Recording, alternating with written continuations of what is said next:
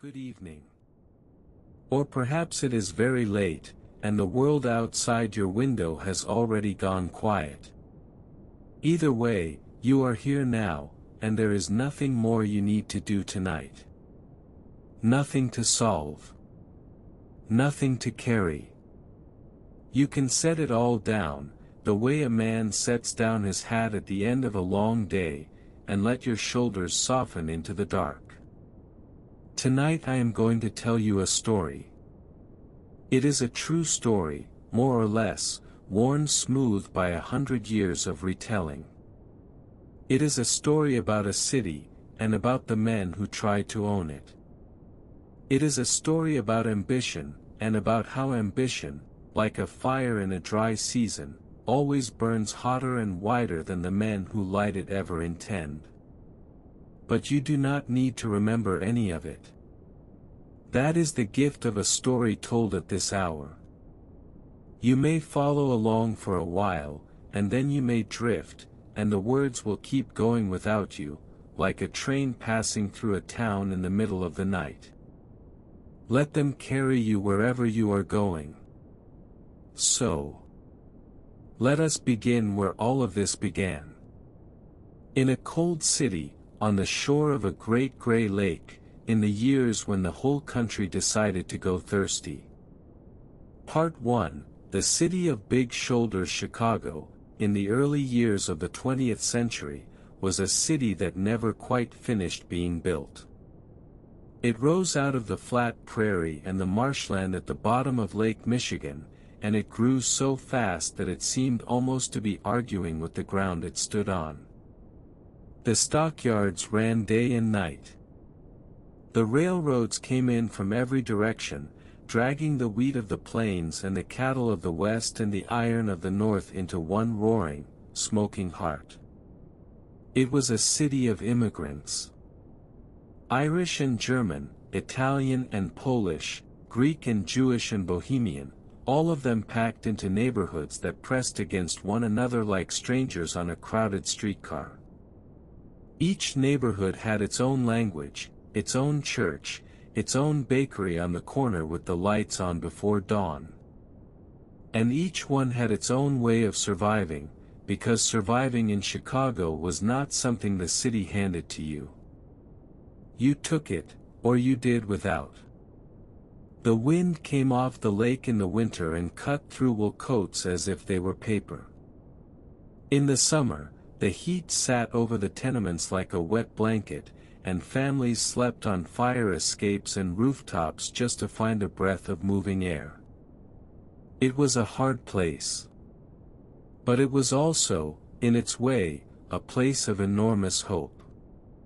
People came here from across the ocean believing that if they worked hard enough, and were clever enough, and did not ask too many questions about how things were done, they might one day have something of their own. And presiding over all of it, quietly, was a system.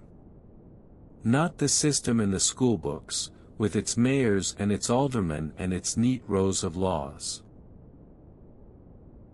The other system. The one underneath. In Chicago, the ward bosses ran the neighborhoods, and the ward bosses were financed by men who ran the gambling houses and the saloons and the other, quieter trades. Votes were bought with favors, and favors were paid for with money, and the money came up from below, from the rackets, like heat rising through the floorboards of an old house. Everyone knew this. Almost no one said it aloud. It was simply the weather of the city, the thing you lived inside of without remarking on it, the way you do not remark on the air. Into this world came the men of our story. And the first of them, the one who stood at the doorway of everything that followed, was a round and genial man named Big Jim. Part 2, Big Jim Colosimo. James Colosimo was, by all accounts, a charming man. He had come from the south of Italy as a boy, and he had risen in Chicago the way ambitious men rose then, by making himself useful to the people who mattered. He swept streets. He organized the other men who swept streets. He learned that a man who could deliver the loyalty of 100 laborers was a man worth knowing, and the ward bosses came to know him. By the time our story truly begins, Big Jim Colosimo was one of the most successful men in the Chicago underworld. He owned a famous restaurant on the South Side, a place of white tablecloths and good wine and better music, where politicians and opera singers and newspapermen came to see and be seen. Colosimo loved that restaurant. He loved the music especially. He was a man who had clawed his way up from nothing, and now he sat at the center of a warm and glittering room, and he wanted, more than anything, simply to enjoy it. He wore diamonds. On his fingers, on his shirt, in his belt, even, it was said, in little bags in his pockets that he liked to run his hands through. They called him Diamond Jim. He had the appetites of a man who had been hungry once and never wanted to be hungry again. His business, beneath the restaurant and the music, was vice. It was an ugly trade, and there is no need to dwell on it, except to say that it was enormous, and it was profitable, and it made him a wealthy man. But it also made him enemies, and it made him a target for the men who wanted a share of what he had. And so Colosimo did what powerful men have always done. He sent for family. He sent to New York for a nephew by marriage, a quiet and careful young man who had a reputation for solving problems. His name was Johnny Torrio. And with the arrival of Johnny Torrio, the old world of Big Jim Colosimo, the world of diamonds and opera and comfortable, old-fashioned vice, began, without anyone quite noticing, to come to an end. Part 3. The quiet man Johnny Torrio did not look like a gangster. He was small and neat and soft-spoken, a man who might have been a bookkeeper or a parish clerk. He did not drink to excess. He did not gamble. He went home to his wife in the evenings and was, by every account, a devoted and gentle husband. He disliked violence, or at least he disliked the mess of it, the noise and the disorder and the attention it brought. But Johnny Torrio understood something that the men around him did not yet understand.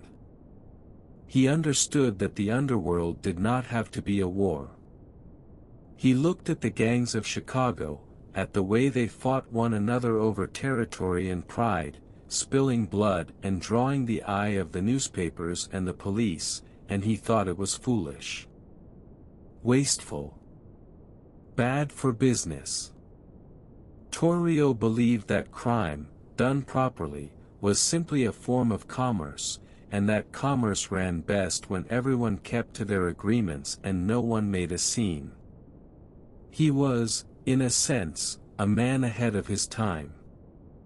He dreamed of organization, of arrangements, of a world where the various interests of the underworld sat down together like the directors of a railroad and divided the map among themselves, so that everyone could grow rich in peace. It was a strange and cold sort of vision, but there was a logic to it, and Torrio pursued that logic with the patience of a chess player. For a while, he served his uncle faithfully. He managed the businesses. He smoothed over the disputes. He brought a quiet efficiency to operations that had been run, before him, on charm and instinct. And he watched, and he waited, and he thought about the future. Because Johnny Torrio could see something coming. Something that would change everything. Far away, in the marble halls of Washington,